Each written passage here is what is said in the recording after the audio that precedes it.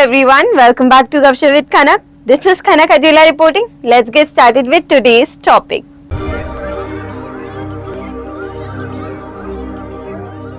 Let us continue our series on financial scam and cybercrime based on Raju's story.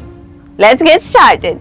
So, as we discussed in one of the previous episodes, that Raju was a cricket enthusiast and he loved cricket, and that is why he was very excited for the IPL season that was coming. And just like all of us, even Raju knew that his favorite team would win. So, Raju thought that he would bet on winning of his favorite team, which was a very unwise move.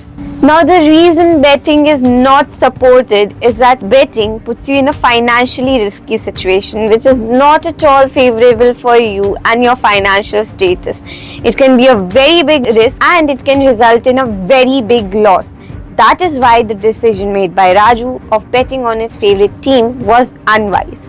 But the motive behind betting for Raju was that he wanted to make quick and easy money, because he has went through many financial scams as we discussed, and he thought that this way maybe he will be able to get some money and also prove that how much he believes in his favorite team. So now Raju takes his laptop, goes on online betting sites and clicks on the first random site that he saw. Once he opens that website, he reads the description about the organization and gains some confidence and trusts the organization without knowing more.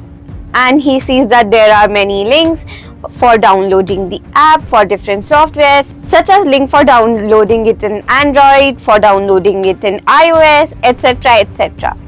So now when he saw the links, he clicked the link and downloaded the app. Now, as I told, the app was a betting app, and Raju was very eager to bet on his favorite team.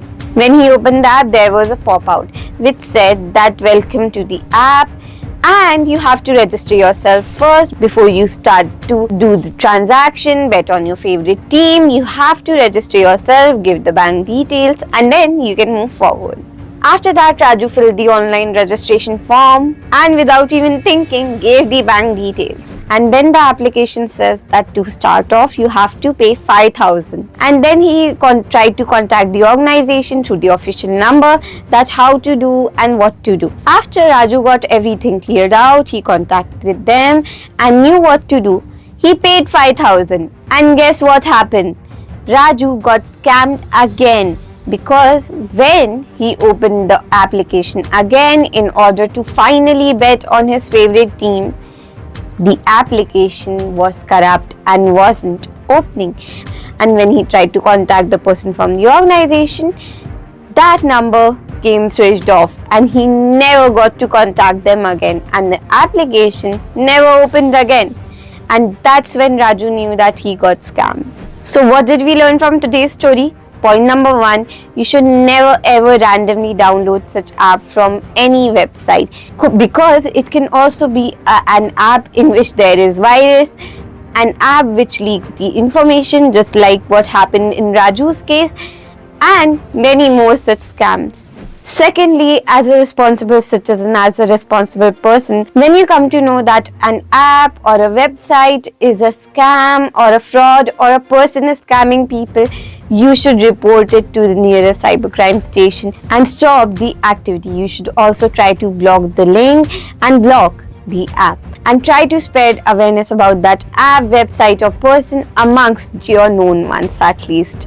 Lastly, if you are a victim of such a scam, do report it to your nearest cybercrime station or report it to the official government site, that is https://cybercrime.gov.in. I really hope that you enjoyed today's episode. We'll meet next week. Till then, keep smiling. This will be the conclusion of our today's discussion. To watch more of this content, don't forget to like, share and subscribe my channel, and we'll keep the videos coming.